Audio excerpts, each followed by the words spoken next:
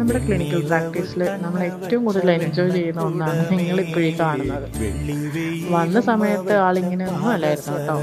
ചെയറിൽ ഇരിക്കാൻ പോയിട്ട് ക്ലിനിക്കിൽ കയറാൻ പോലും ആൾക്ക് നല്ല മടിയായിരുന്നു. പിന്നെ മെല്ലെ മെല്ലെ അവ നമ്മളായിട്ട് അങ്ങ് കൂട്ടായി.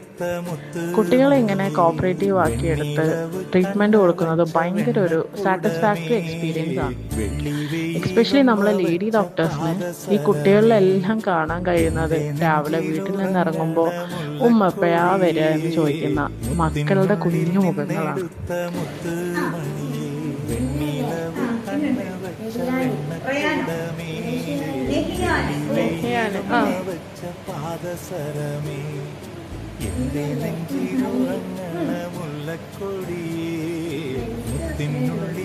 അത്രേ ഉള്ളൂ.